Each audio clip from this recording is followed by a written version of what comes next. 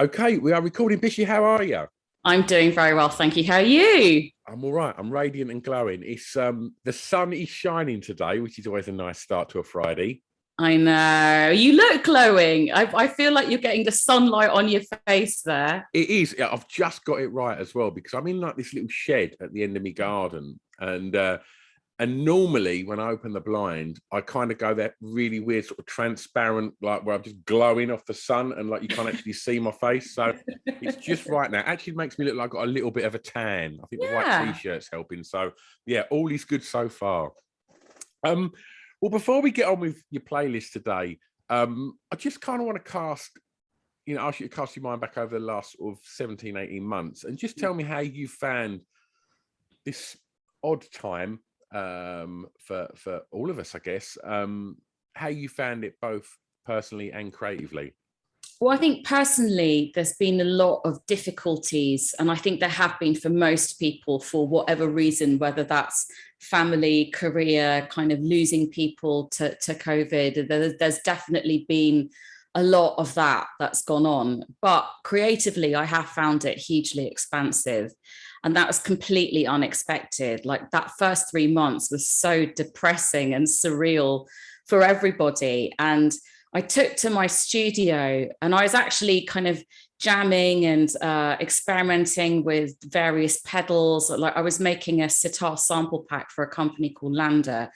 So I kind of got my teeth stuck into that. But I just find myself passing out in the middle of the day, just exhausted from the not knowing. I guess it's like a kind of like depression in a sense. But yeah, I just got together my Women in Tech podcast, and it's been really unexpectedly some opportunities opened up for me. I got some funding, so I'd recorded a single with Tony Visconti, and I was able to put that out and do a number of like online events. Like I went through the whole process of how do you deal with an online release, and I ended up doing an interview with Tony Visconti on the night of the release, and that was really great fun. And yeah, then I ended up doing a digital online Women in Tech festival, and I got Laurie Anderson to headline that. So it's been really expansive, and I find that people have connected in a way that they couldn't really face to face, even though I've missed gigs, I've missed clubs, I have mourned dance floors. I have really missed that bit of cultural life that is so important for musicians and DJs. I managed to turn it around on the digital side of things and on the online sphere. I think that's what you've just said there, of all the things that you've missed and all of the things that you've then spun off of not being able to do that. That's the kind of punk ethos at its very core that I just get super excited about stuff like that. It's so DIY, isn't it? It's like, right, okay, we can't do this, we can't do this, we can't, right, what have we got at our disposal here? Right, let's see what we can do with that. And that's where the good stuff comes from.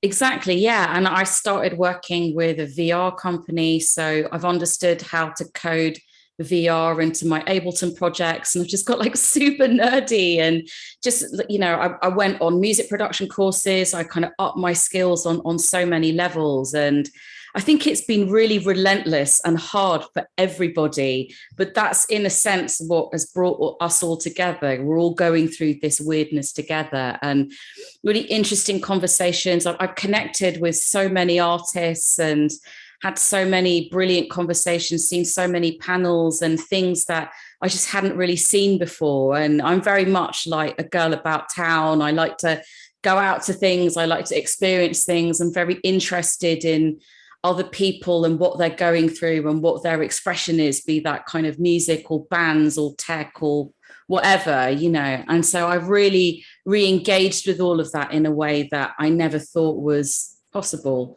So that's been really exciting, but it's been tough on everyone, hasn't it?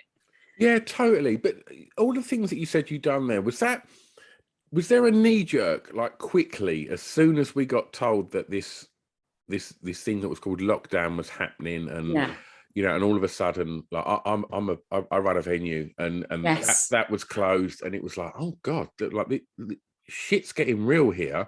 Yeah. Like, was there when all of them things were kind of taken away from you, was it quite a quick response to like, right, okay, so I can't do what I normally do, so what can I do with this time? Or was it, did you just, because I spoke to so many people about this, and some people just kind of went, well, I'm generally touring 24/7, so that's stopped now. So right, I'm now going to write this record, and they tried to write it straight away, and it just wouldn't happen because they weren't in the right creative headspace to do such. But how did that work for you? Was it quite a quick thing that you just cracked on, or did you kind of try and process what was happening before you sort of made time for it? Yeah, so I'm one of those people that I've always got a few plates spinning in the air, and I already had a number of outstanding projects that I could get my teeth into. But I'd be lying if I said for the first 3 months I would like pass out in the middle of the day. But I think it was just some kind of a depression, or just being really traumatized by the whole thing. I think everybody experienced that to some degree, and then it opened up over the summer a little bit, and then it was all, we've all just had to adapt as we go, But I definitely, I've got friends and mentors who are like, right, Bishi, this is the time, launch this, launch that. And I'm very active, but I'd be lying if I had said, oh yeah, it was really easy. Like it really was not easy. And so as a venue owner, like, is your venue all right? Are you? Yes. So we're really lucky. My venue's in Essex. It's called the Pink Toothbrush, and it's the sort of longest running alternative club in the UK. Oh wow! And, so it's kind of steeped in history, Bishi. It was like, it used to be called Crocs, and we spoke beforehand of our mutual friend Mark Moore, and that was kind of how my friendship with Mark kind of got moving. Really, was talking about the kind of new romantic scene, and how my club was very sort of pivotal in that. And and so we're quite lucky because where we're based in Essex, we have no competition. There is nothing that left field or alternative where we live.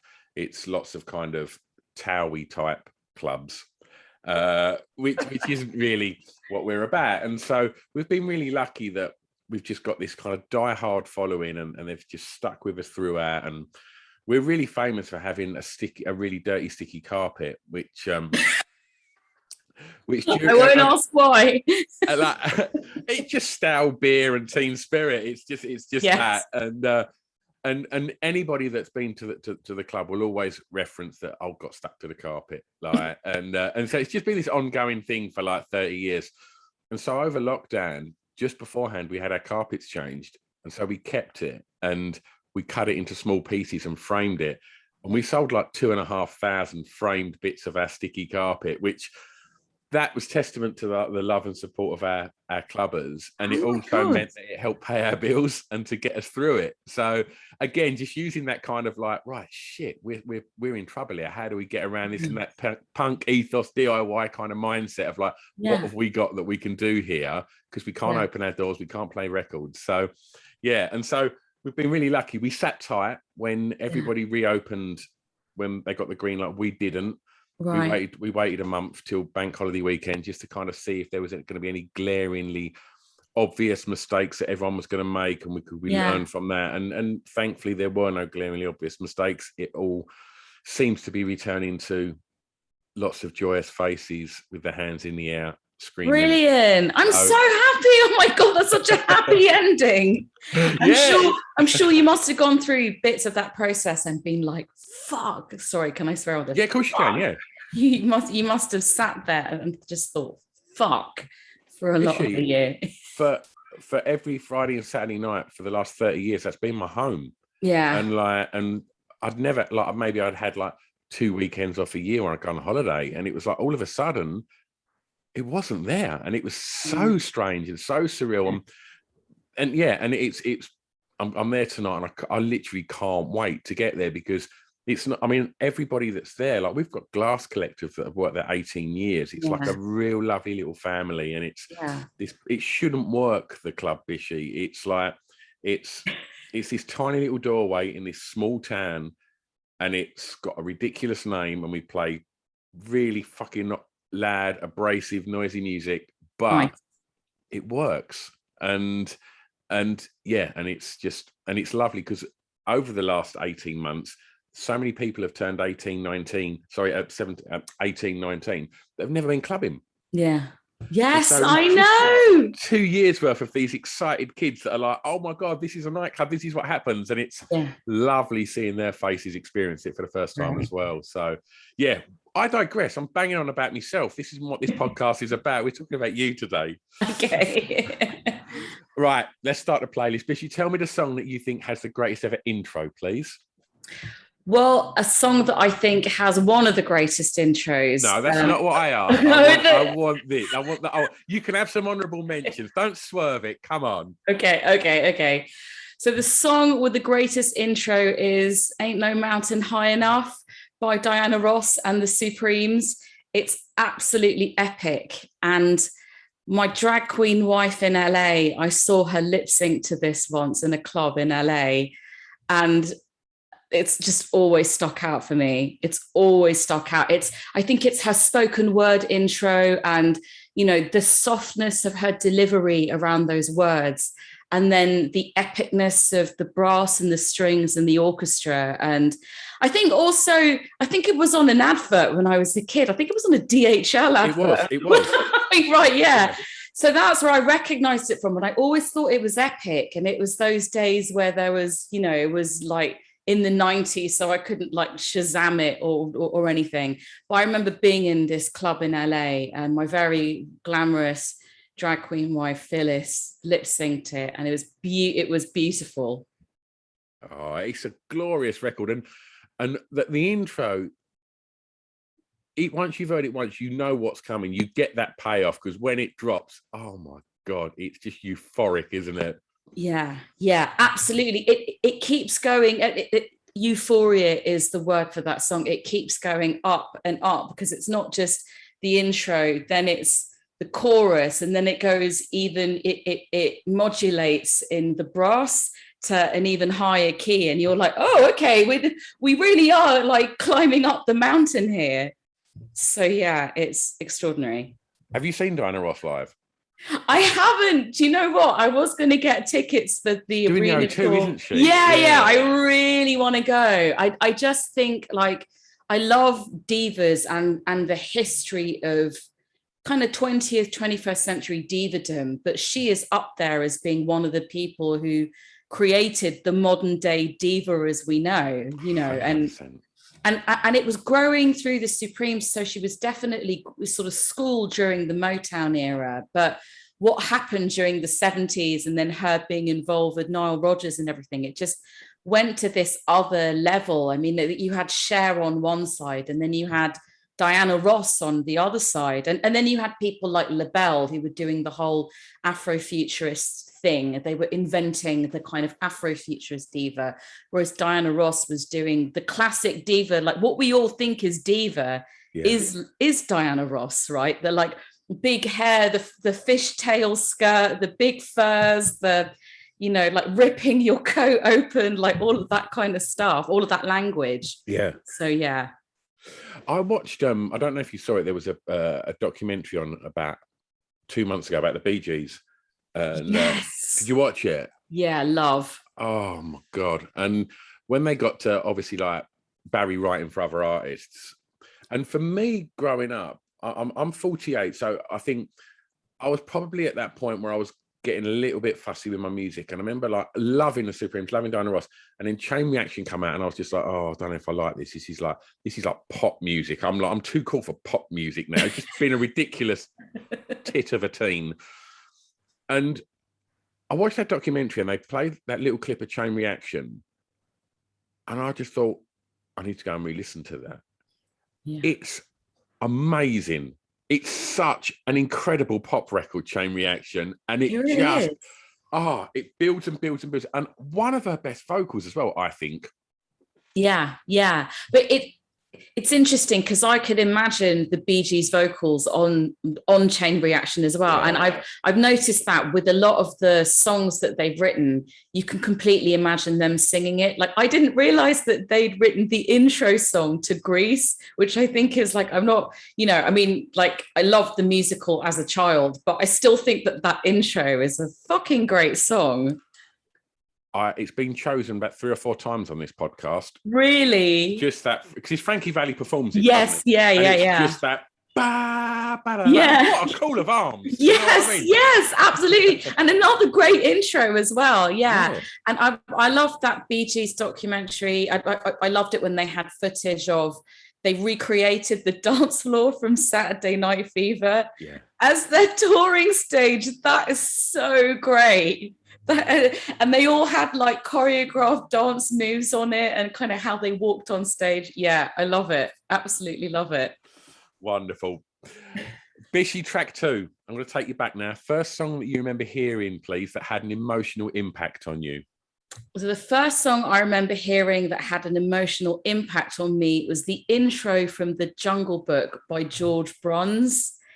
It's absolutely beautiful. It plays on the credits opening the film, and it's an orchestral piece of music, and it just has this sense of mystery and wonder. What I loved about those early Disney films is that there was a darkness, which I think there's quite a lot of darkness in childhood, you know, and you kind of, you know that you're going to go on a mysterious journey, but it's just kind of beautifully, like there again, it's really beautifully like developed. So you have this really intense kind of brass intro, and then I think like the flute comes in, and it's very like hypnotic, like a snake charmer, and then it goes into some really epic kind of Disney 60s strings, and it's really great. I don't know whether you know the piece of music, but it's really evocative. I remember I went to BAFTA to see David Arnold in Conversation, and he picked that piece of music. And I hadn't known until then who the composer of all of the orchestral and the incidental music on The Jungle Book was. But yeah, it's very beautiful and very emotional. What would the emotion have been if you had to pinpoint it? A sense of melancholy and wonder, because if you think about it, there is a sadness, like there's a transformation in, well, certainly I'm talking about, you know, the Disney version of The Jungle Book. So you have a child who's been left in the jungle, and he's brought up by some animals who basically teach him how to be more human. The animals teach Mowgli how to be human, and he teaches the animals how to have more compassion. So you're getting people from opposite ends of the spectrum trying to sort of give each other love. And then he gets to a point where they deliver him back to mankind, because he doesn't actually belong in the jungle. He belongs with his own people. But it's that sense of transformation that people from two opposite ends of the spectrum can come together and create change. And even when they go off in their separate directions, they've affected each other.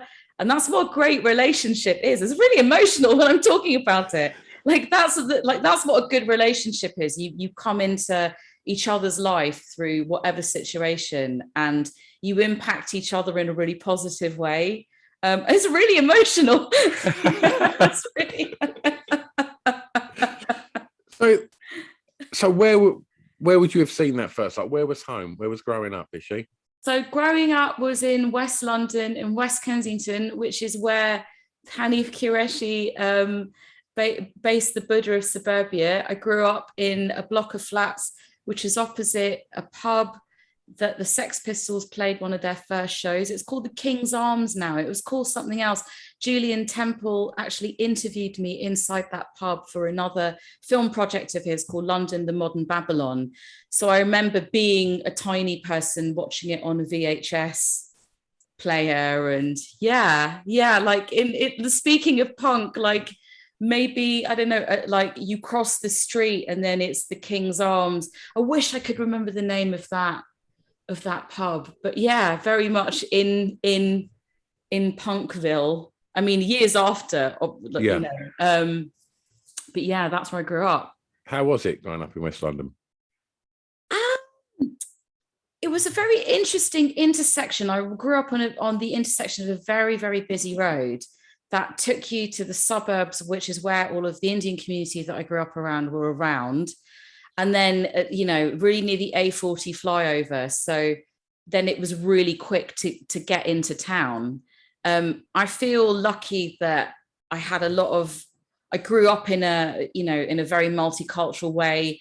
I had really great role models from all different races, and I'm really thankful to my parents for that. They specifically didn't want to live in the suburbs and just be with all of the other Indian people. They specifically, they love this country and they loved the opportunity that this country gave. And they just had really interesting friends, So yeah, my dad had his mates from Essex who had been roadies for the Who, and then he had his driving license when he was 11 because he drove the president of the Rotary Club in Darjeeling home drunk. But he got his actual license in this country from a really lovely Jamaican guy called Errol. And it's like so many of these friends of theirs are just still friends now. It's really, really amazing. And I just feel really thankful to having such a range of different culture and just really excellent, just like really lovely role models who are still with us to this day. Wonderful. Yeah. Track 3, the song that reminds you of your time at school, please. Track 3, the song that reminds me of my school days is Hyper Ballad by Bjork. So Post came out when I was 12. It's also when I think I'm the generation that the Spice Girls was aimed at. But I had a very cool older sister who was playing me Sonic Youth and Hole and got me into alternative stuff. So I was buying Select magazine and reading NME and Melody Maker. Select posters on the wall? Yes, absolutely. Obviously. But so a very cool older sister of a friend introduced me to Bjork's debut. So maybe I was 10, 11 when debut came out. So I rather than being Spice Girls generation, I'm generation Bjork. Yeah. I remember loving Venus as a boy and knowing it was like sexual, but not really knowing why. And, and so, Bjork and Skin from Skunk and Nancy, watching them do Army of Me on Top of the Pops was next level. Everything we're talking about in music in terms of women, inclusivity, or like alternative narratives, like really alternative women really take it, like dominating that space. And no more just so extraordinary. Yeah. So the Brit Awards, when Bjork and Polly Harvey done Satisfaction, completely stripped down, just Polly playing the guitar. Oh my God, I remember just thinking, this is exciting. And this is the stuff that your parents are just like, what's this? Yeah. And it's like, good, it ain't for you. This is for us. Yeah, absolutely. And I remember watching the Hyper Ballad video. It must have been on whatever kids' TV, and those Michel Gondry that we talk about sort of hyper pop and NFTs. And when you look at the kind of artwork and visuals that are doing really well on Instagram and TikTok, but it's kind of what Michel Gondry was doing with Bjork in 1995. It's absolutely extraordinary. And there again, it's another song that builds. Maybe there's a theme going on with my song choices, that it starts, it starts small and then gets bigger and then gets bigger and bigger. And that's kind of what the video does as well. And it just had a massive impact on the kind of artist that I've really sought to be. Was you always, because like you say, you was that sort of Spice Girls, mid-90s generation. Yeah. In those formative years. What was it that kind of, did you like the Spice Girls as well? I should say that I'm about to kind of just go, did that have any impact on you? But yeah. So no, they weren't my thing, but of course I still went to see Spice World on Boxing Day, because that's what all schoolgirls did. And I'm not going to lie and say that I didn't think it was fun. And also my older sister was mates with some members of Sonic Youth, and they loved the Spice Girls. One of them had a Spice Girls t-shirt. Jim O'Rourke had a Spice Girls t-shirt that he wore all the time. And as I've got older, I respect what these four pretty down to earth, I hate to use the ordinary, but just three regular women. Mm-hmm. Sorry, 5 regular women. I can't count. 5 regular women who, you know, weren't from any posh backgrounds, didn't, you know, really like 5 regular women took over the world and what they must have gone through. And that's how I view it now. Like, it's not, I never loved the music. It's not really for me, but what they endured as women, I have absolute respect for. But as a young woman, you know, in those sort of teen years when it would make sense that everybody would be drawn to the kind of super colourful pop stuff that's being pushed upon you, what was it about the likes of Björk and Kim Gordon and people like that and Courtney Love that made you think, no, actually, this is a bit of me? And Justine Friedman as well. Yeah, Oh. I think because I just got an authenticity and a power. I taught myself the bass guitar. I just felt there was more depth and a bit more weight to what they were doing, and there was more music. There was darkness and depth. I felt that I identified with their tropes of power.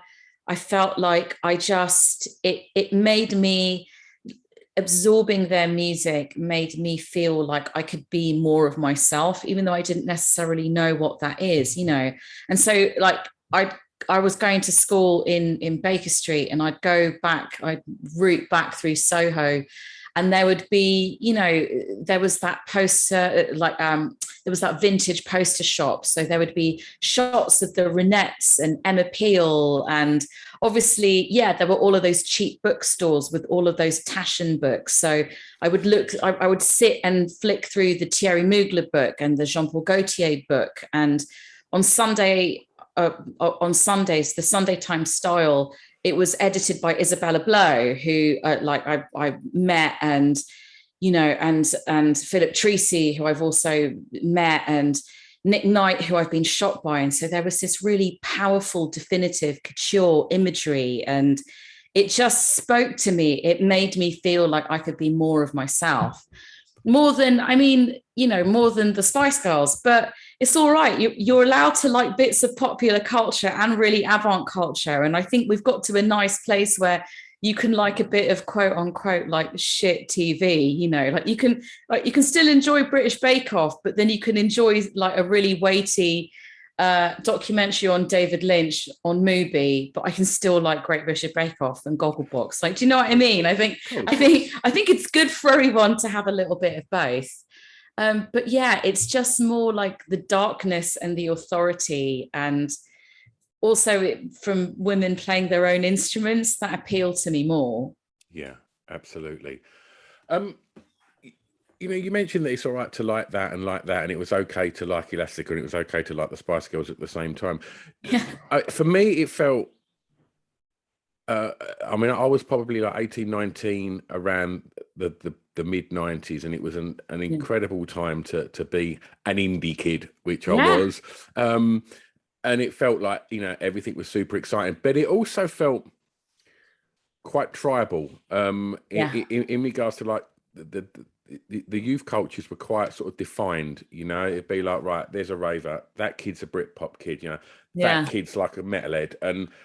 And for somebody that still runs a venue, I don't see that kind of tribalism in music so much now. No. Like, do you know what I mean? I wonder what your thoughts absolutely. are on that kind of, that, you know, because we see so many kind of like, you know, galleries opening with these, you know, huge exhibitions of like youth culture, you know, and I just think, where is it now? Maybe I'm too old to know. I don't know. But it feels to me that it's far more blurred now. And I guess that could be a good thing and a bad thing. I just wonder what your thoughts are on it. Yeah, definitely. When it comes to music, I think people are a lot more open-minded. And not that they weren't open-minded before, they were just very tribal, like you like two-tone, or you like dance music, or you like this. And of course, all of the nerds and the crate diggers and people who are just into music just like love music because they love music. I think maybe that kind of tribalism has gone into things like gender and sexuality, and it's all on social media, and it's, you know, which I think having more variety is great, and I'm on everybody's side, and I'm on the side of the underdog and blah, blah, blah. But in terms of that kind of tribalism, I think identity has gotten very tribal in a way that I think the variety is great, but the kind of the inbred arguing and the kind of cancellations and I think Annie Clark, who's like one of my great modern heroines, I can't quite remember the words that she used, but she didn't want to use the words cancel culture. Maybe I'm like, let me think of the best way to talk about this, because it's like there's definitely tribalism, and it is quite scary what's going on. It is scary. Like, people are very sort of at each other's throats at the moment. And I think things like nightclubs, I was one of the last generations to experience really cheap rent, the early days of the internet with cheap rent and everyone going out every night of the week. I mentor a lot of young producers and young artists and young bands, and they always ask me how I did it. And it's like, I just went out every night. And you see people out every night, and what they don't really understand is that the queer scene, the indie kids, the goths, the fetish scene, the rock and rollers, we were all just alternative, and everybody just kind of went to each other's parties. Yeah. It didn't really matter. Like, we didn't really need the kind of rules. There are a lot of clubs that have a lot of rules now, and I understand why, but it was so hard to find your tribe back then, that we were all mixing it up and going to like mad squat parties in East London and Peckham, and people were breaking into places. There used to be this mini cab office on the City Road that my friends always broke into. There were always just like, like fashion designers, people at art college, people showing their collections, bands playing. There was this real cultural osmosis. And I felt like I was one of the last generations to really experience that. And I was talking to some members from Big Joni, because we're all around the same age. And you're like, yeah, that sweet spot of like Wi-Fi and cheap rent, and everyone had a shit job, but it was fine because you just went out every night and it was brilliant, Yeah.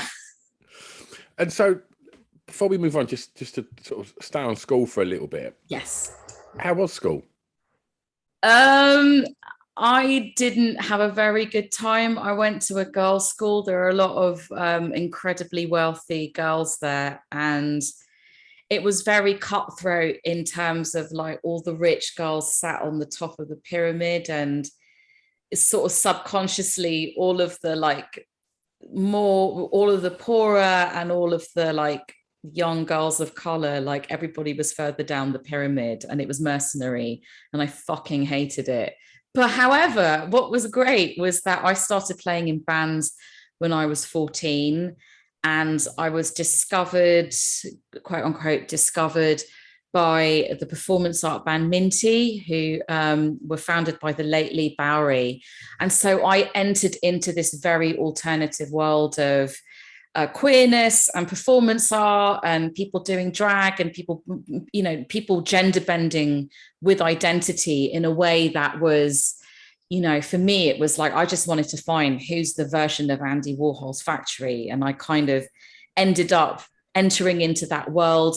The whole Goldie, metalheads, Asian underground thing, I was just that little bit too young, but I did know, the key members of the Asian underground. Now they're my friends, and I felt very lucky. I feel like I've had a very one-off experience in terms of like, I did go to metalheads like really underage once, because it would go off in the afternoon and then carry off into the evening. And I remember those early days of Hoxton Square where there really were just two Tesco bags blowing around in the wind. There was like nothing. It was a no man's land. And I feel very lucky that I experienced all of that. And I was really taking care of my older friends and my kind of disco family, my drag family, really looked after me. Tell me a little bit more about, you said that you got pulled into the world of Minty. This interests me a hell of a lot. I have an episode that I recorded in lockdown with Matthew, isn't it? Matthew Yes. and who was the other member? Richard Torrey. Richard and Matthew. So I have what started off as being an hour-long episode become a 5-hour episode. I bet. Which I then went, I'm going to give this back to you and you can edit it as to what you want to have kept in it. And it was bananas. I saw Minty. Again, I'm a big fan of Barry, and I saw Minty, and it to this day was probably still one of the most surreal things I've ever experienced in my life. Supporting Pulp, actually. Yeah. But tell me about your involvement in that. Yeah, so I came onto the scene after Lee Barry had passed away, and I think they'd just come off the Pulp tour, and they were just in the process of releasing that record. And I think behind the scenes, obviously, they lost their leader, so it was very, very fraught. But in terms of me, they were just really nice and really supportive to me. I didn't actually play with them at the time. It was more like they just Matthew took me to a lot of parties and introduced me to a lot of people. I think he could see that there was this powerful young woman and that she needed encouragement and she needed guidance. I mean, he was certainly in that headspace then. You know, he was very, very nurturing. He's very good at being able to see people struggle with their potential and to look at them and encourage them to be more of themselves. And so he was really brilliant, and we were involved. We set up a classical music nightclub called the Siren Suite, and we opened for Goldfrapp and Pulp, and that was when I was at St. Martin's doing my foundation then. And we set up another club called Cash Point, which was like the precursor to this massive kind of huge explosion of queerness that we see now. It's incredible. Point was a big deal. Yeah. Oh my God. Okay. Over that, Cash Point was a big deal. Yeah. So I was the main DJ there, and I helped I founded it. I co-founded it, or whatever they say now. But yeah. That was a really big deal, and how big sort of queerness and queer culture, how mainstream it is now. The roots of that was all really going on around clubs like Cash Point and Nag and the whole Electric Clash thing. But what I loved about that era is there was a lot of crossover with the indie scene. We had people from the fetish scene, the film scene. You know, we had all of that, like Libertines, Baby Shambles lot. It's just because sort of at that point, Matthew knew everybody. And so everybody just sort of came to his clubs. And that's something that I really liked about Matthew. He had this cross section of people. You know, back then he was friends with this cross section of different people in London. And he was very good at bringing all of those people together. So that's something that really appealed to me about our relationship. And yeah, it was it's been a one-off experience, Stu. For somebody that was trying to do something alternative and different out in Essex, I would look in at what was happening there, and it was like, that's what I want to be. Really? You think that's perfect right there. That hybrid of scenes all coming together. It just felt really exciting looking in at that, and I think for us at that point, we're probably going for a more kind of, because it was more just straight up kind of indie alternative music. It hit I don't know. It just felt like we was like not quite where we should be. And I'd look in at what you guys were doing, and it was like, oh wow, that looks so exciting. I want a bit of that. Yeah, it was mental, but brilliant. What an experience to have, you know. Okay, track 4. The first song you remember buying from a record shop, please, Bishi. The first song I remember buying from a record shop, I bought the Beatles 1962 to 66 from Gorla Market in Calcutta when I was there on holiday in India. And my mom's a singer, and she was recording an album. And I remember we bought this cassette tape together, and she said, these guys are going to keep you. They're going to be your friends when I'm away. And she's absolutely right. They were my friends. I was convinced. What an amazing thing to say to your kid. Yeah. That's Yeah, so good. yeah. And I thought, when I used to watch those Beatles films when I was a kid, I seriously thought they were my best friends. I was absolutely convinced. And then it turns out years later that I've actually worked with Sean Lennon. I recorded on one of his horror movie soundtracks, and we've actually kind of written material together and become friends, which is, he's been a great supporter and a great advocate for my music. And yeah, it's all nice how these things come round together. But yeah, that album, I know you asked for song, but it was the first thing that I bought. That's fine. And it was really emotional. I loved all of the material. Obviously, when Yesterday came on, I felt a bit teary. I mean, obviously, like even not really understanding what then quite happened to the Beatles and to John Lennon. I felt very emotional when Yesterday came on. I think when my mum was recording her album, I remember when Yesterday came on, I sort of wished I could talk to her on the phone. It was like, I want to talk to my mum. But yeah, I just think, I see on social media a lot of people love to like bash the Beatles, or there are loads of like anti-Beatles memes all over social media. And I just always write the same thing in the comments, just like, you fucking idiots. These were the first people to really put Indian culture on the global map. Prior to the Beatles, the West went over there for business purposes. They were there to do business. The Beatles went over as artists to learn about a culture, and they re-put that culture back on the map. And like another name drop, but Anushka Shankar is also a friend of mine who's really supported me and advocated for my music. I've played her festival over the summer on the South Bank, and they put a lot of good things into the world, and I'm over people slagging it off because they think it's boomer, or they're just too fucking lazy to do any research. Yeah. So that's my soapbox. No, that's so true. And as well, I just think, how many bands can you look at that existed in the time frame that the Beatles existed in and put out that amount of prolific work and not one album sounded like the one that come before it? Exactly. Within a matter of years, you go from Twist and Shout to fucking Tomorrow Never Knows. It's like, come on.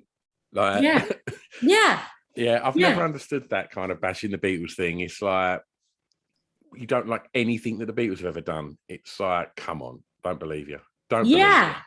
Absolutely. And I think also learning about their recording techniques. So they would have to play everything from start to finish perfectly. And obviously, you can hear it with the Helter Skelter, I've got blisters on my fingers. It's like take 69 or like whatever number take it is. I've actually read quite extensively into how they recorded this stuff. And I think the book's somewhere on my bookshelf back there, but they got the Kaiser Chiefs in to try the same recording techniques as the Beatles, and they were almost crying. Like they had 4 hours to get this one song right, and they were really at the edge of everything, and they got the take, but it really taught them just how perfect you had to be in those analog recording days, or just the kind of like just how limited they were technologically and what they've managed to achieve and how good it still sounds now.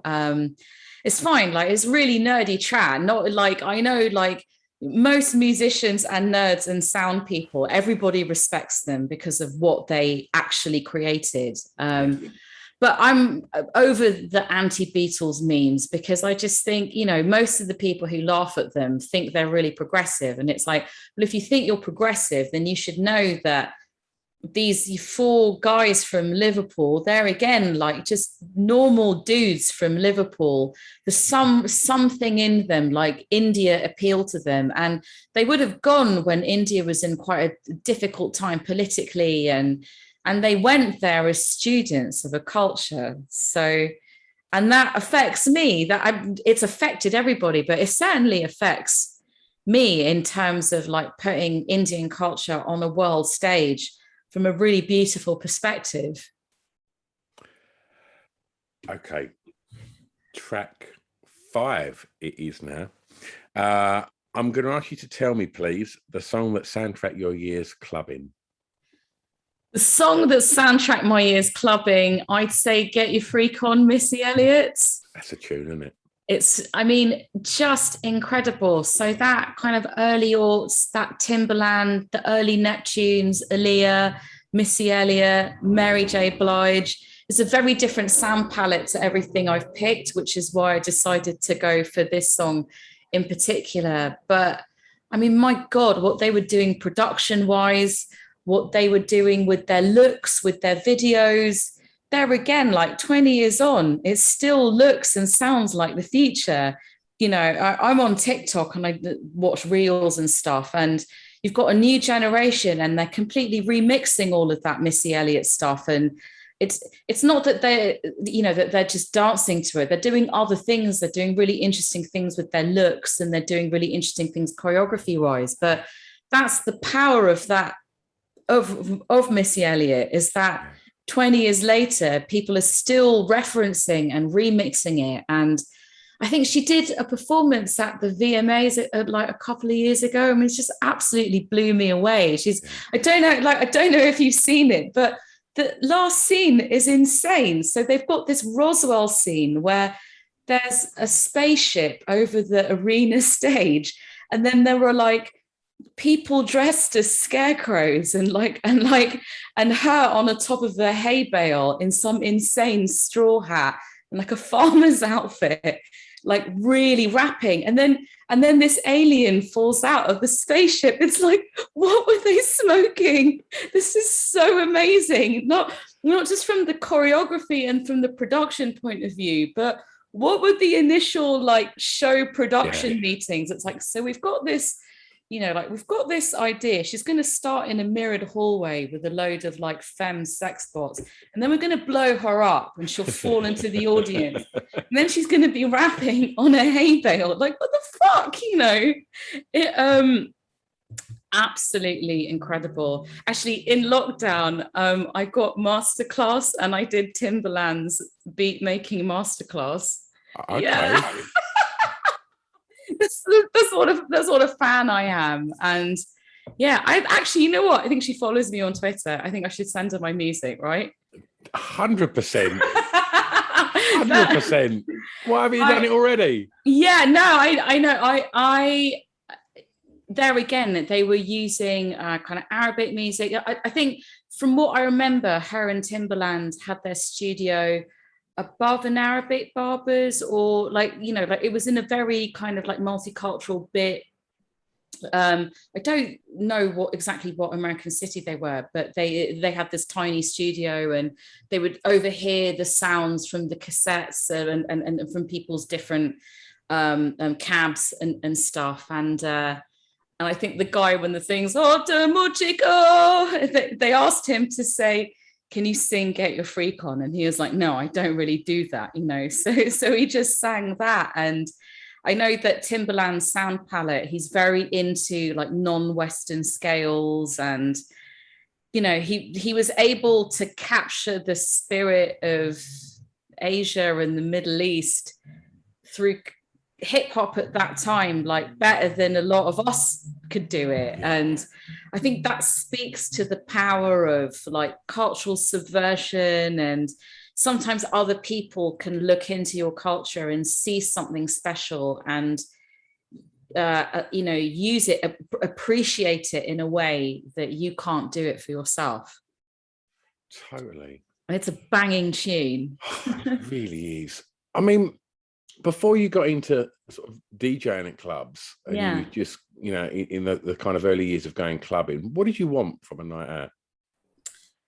Oh, well, being friends with Matthew Glamour, I think what I wanted was people looking amazing. I think sounds I'd never heard. I think, you know, the other record that I was going to put in, and then I went to Missy Elliott, was Where's Your Head At? Basement Jacks, because that really reminds me of like when I really started clubbing, kind of school days. You know, I was really underage, and we'd go to Soho. I'd go to Camden.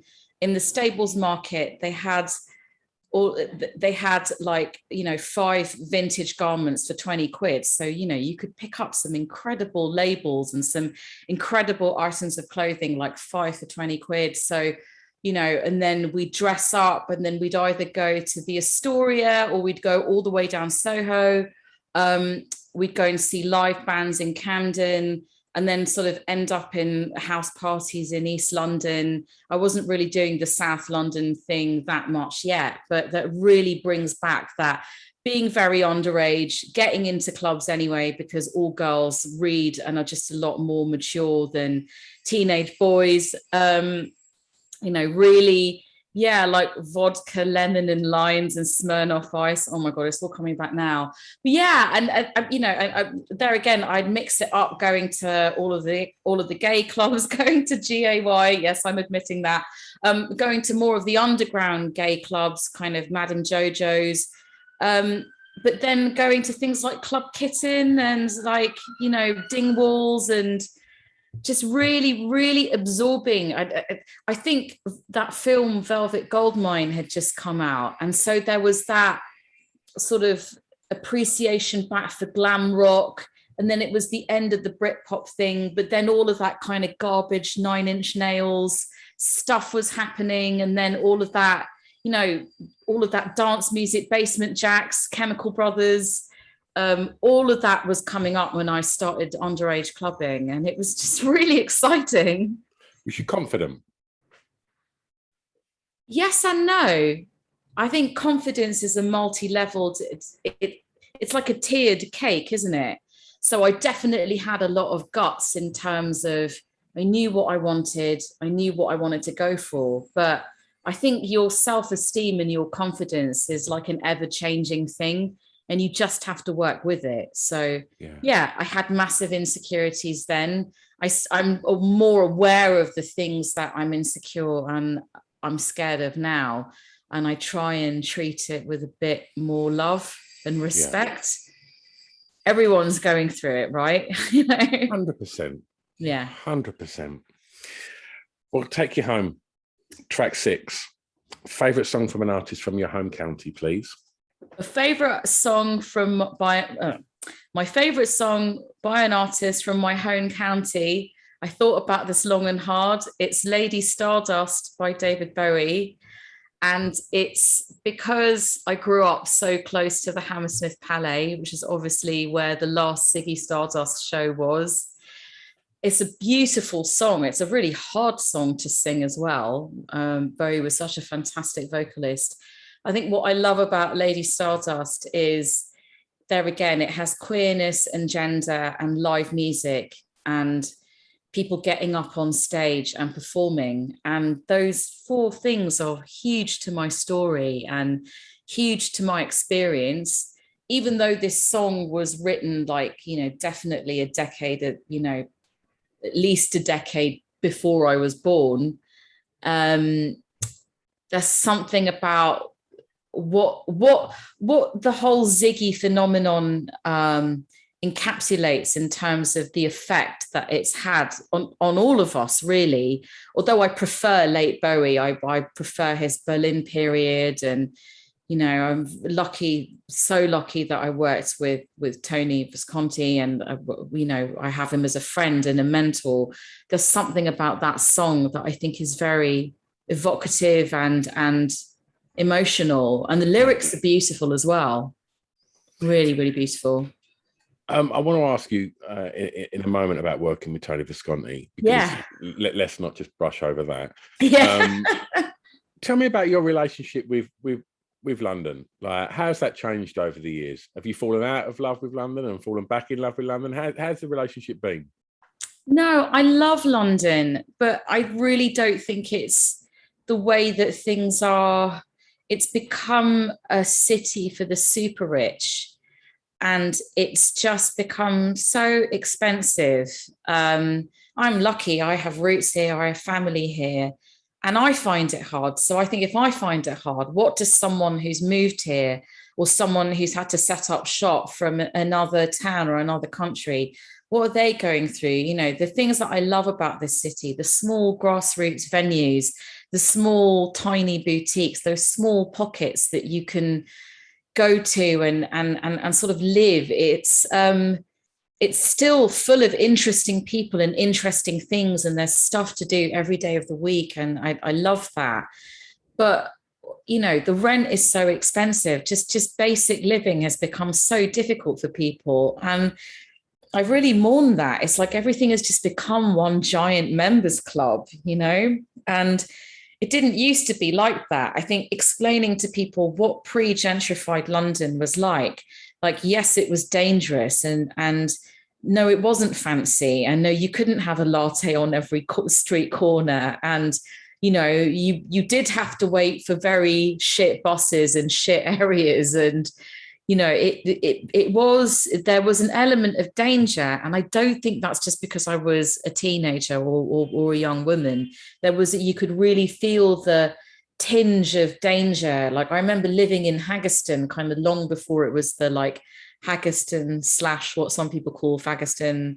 That's probably RPC lol. But yeah, just when you look at some of the footage for, you know, like we'd run around the streets of East London making pop videos and stuff, and when you see what it was like, yeah, it was dangerous. I had a guitarist who was a Dior model, and so he looked like a girl. I mean, he was quite amazing looking, and you know, people tried to beat him up right outside my flat where I lived in Haggerston. Of course, now he would just be applauded for like looking so androgynous. That's the irony. But it was rough, you know. It was dangerous. But there was the freedom in terms of, you know, once like the girls from Big Joni, it's like we were all fine just having a shit job a couple of days a week in some vintage shop that, you know, like no one really understood like how it was there. Like, you know, like we were fine all doing little jobs here and there. And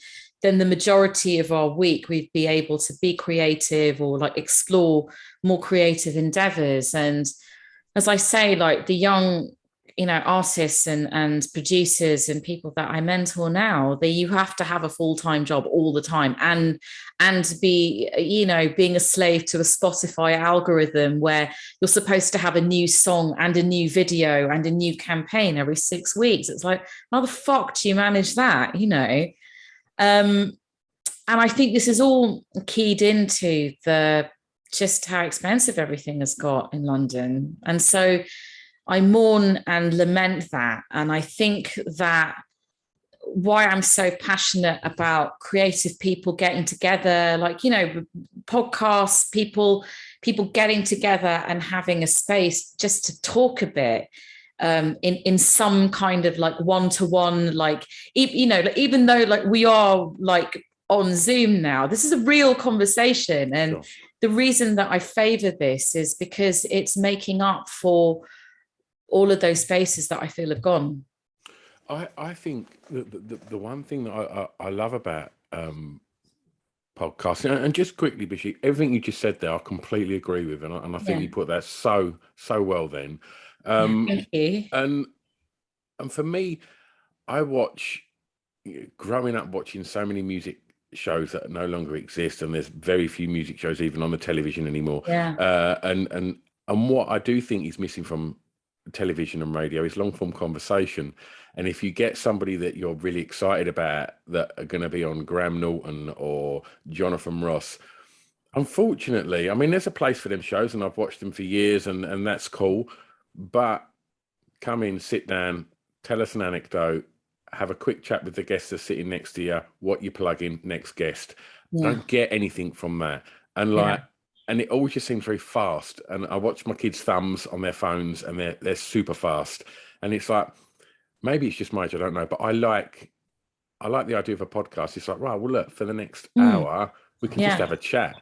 And and I think there's something really nice about that. And I think that's one of the things that's definitely made, you know, podcasting become what it has, which is this huge thing now that, you know, I think ultimately will eclipse radio. And because there's so much more choice now, and you can literally find something that is exactly what you're into. If you're into somebody that's basket weaving in the Andes. I'm sure there's a podcast. Do you know what I mean? Like... I'd listen to that. That sounds great. Yeah. I think. Well, I mean, I've done bits for Radio 4 as well, so there's definitely an art form to that, which I really appreciate. But I think that there's a sense of connection that just normal conversation between people is so fascinating. You know, I did an Instagram live last night with the writer Nikesh Shukla, and one of the beautiful things that he says is that in his writing, he finds the extraordinary in the ordinary. And that's what a lot of podcasting is. It's just these extraordinary anecdotes. And like, I think, you know, very often when we talk about growing up, you can like sometimes really live in your pain and kind of live with like some difficult memories. But in this conversation, there's this whole other side that like I'm talking about more and more, but it is like being an underage clubber in the late 90s, just at the dawn of the internet, being one of the first generations to really utilize the internet and have a career basically as a result. And there's a lot of excitement and joy and happiness and just like fucking hilariousness that I know is there, you know, and I know that all of the shadow and like all of the difficult stuff is there as well. But it's really nice through music to remember all of the hilarious and all of the great stuff, because there was so much of it. Well, Bishi, for the last track, you get to go back to your DJing days and play Tastemaker and introduce someone to something new. And so for that track, I'm going to ask you please to tell me a song that you think many people may not know that you would like them to hear. So many of you may not know that the song I would love you to hear is Le Fleur by Minnie Riperton. There again, another absolutely epic song with this beautiful, sensual, like breathy delivery. And even the lyrics are really abstract as well. It's very abstract, but you know what it is. You know a song like Le Fleur encapsulates that moment of like you're just having a massive out breath, you know, or something's just clicked, or you know, or I don't know, like if you go on long walks and or you're sitting by the sea and just something clicks, you know, you've been really struggling with something and it's this massive like eureka moment of, right, I understand this. And that's what Le Fleur is. And I think it was on a KFC advert. It's another hilarious. It's like, how did that end up on that advert? And I remember singing it to my boyfriend at the time, and he knew what it was. And so I think I think it encapsulates that. I think there's something about love and about finding oneself and about finding connection. And that's what Le Fleur is. And it's so sad because Minnie Riperton died when she was 30, and she was Maya Rudolph's mother, which I had no idea. I thought that was so amazing. And the whole, you know, there again, like Minnie Riperton was very different because she was like a black hippie, you know. I love that front cover of her, and she's got the flower crown and she's by the lion. A lot of people have tagged me in that. And then on the front cover of Come Into My Garden, where she's, you know, yeah, she's like a black pagan, which is quite an amazing. I can't think of a female singer before Minnie Riperton who quite had that trope. I mean, yeah, Minnie Riperton was a genius, and she was an original, and she was a pioneer, but she was also playing with the trope that I don't think had really been played with before, certainly by an African-American woman. And what a loss. Do you know what I mean? Absolutely. What a loss. What an incredible singer. And that kind of vocal range that then, you know, Mariah Carey came along in the early 90s. Like, there again, someone whose music I don't love, but as a kind of a woman and an entity who exists, I think is just quite bonkers and quite amazing in her own right. You know, that she has probably the same vocal range as Minnie Riperton. So just incredible song. Bishi, we put together a Spotify playlist to accompany the pod chat, so people can go and listen to all of the records that we've spoken about today. As we kind of heading into the sort of latter part of 2021, which hopefully is going to be a far more happier, connected, and yeah, better place than what the beginning of 2021 was. With that in mind, what are you looking forward to from the rest of this year personally, and what's going to be happening professionally? So personally, that's a really good question. I think the personal and the professional are kind of really interlinked. But yeah, let me try and take this from a really personal point of view. I think, well, I'm in the process of making a sound and video installation for Coventry City of Culture, and it's going to be installed along the canal basin on 5 screens. So I'm really personally, just artistically, really enjoying the process. I've co-produced it with Richard Norris from The Grid, and I've got Hazel O'Connor doing some spoken words. Like, yeah. I've not really announced this yet, but fuck it, you know. And I've written it for piano, sitar, and violin and electronics. I've got some brilliant 2 brilliant film composers, Anna Phoebe, who's playing violin, and Alexandra Hamilton Ayres, who's a pianist, and they're doing those parts. It's like a really epic, like 9-minute, like nearly 10-minute piece, and Hazel O'Connor is doing some spoken word. So just personally, just getting all of that together, that has just been so amazing. And I was in the ruins of Coventry Cathedral the other day doing some 3D modeling on a polycam. So it's going to look very futuristic. And from a personal perspective, there's nothing greater than being creative. There's just nothing beyond that. And I really hope that now the travel ban is lifting in the US, that I can go and see my best friend in LA and my sister in Austin, Texas. That's totally personal. But professionally, I've got my 3rd studio album coming out on October the 15th. There's a launch at the Purcell Room on October the 13th. I'm playing at Anushka Shankar's Festival in Hamburg, and I'm opening for Garbage in Bournemouth on the 17th of November. That's, you know, that's all just dream come true. I've written a choral piece for 200 kids in East London, based on their emotions that they went through feeling lonely in lockdown. So I based all of the lyrics in that. So I've got all of that stuff happening. And I feel really lucky that in a difficult period that amazing projects came to me. And it's meant everything to me. Bishi, if people want to kind of not miss out on any of the things that you've just listed there, where's the best place to kind of keep up to speed with what you're up to? So I'm most active on my Instagram, which is instagram.com/Bishi official, also bishi.co.uk. I update my, I've got a link tree, which is linktree.com/Bishi official, all one word. But yeah, Instagram's the most active place to, you know, all my website are the most active place to look out for these things. Also on my Spotify profile as well. I think I should say that. Yeah. Bishi, this has been one of my favorite ever episodes I've ever recorded. I'm so happy. It's been an absolute joy. Oh no, it's made me really happy as well. Just the power of talking about music and talking about live music and why that is so important to people. Yeah. It never fails, does it? Never. Don't go anywhere. I'm going to wrap up the podcast, but Don't go anywhere. Right. Bishi, honestly, thank you so much.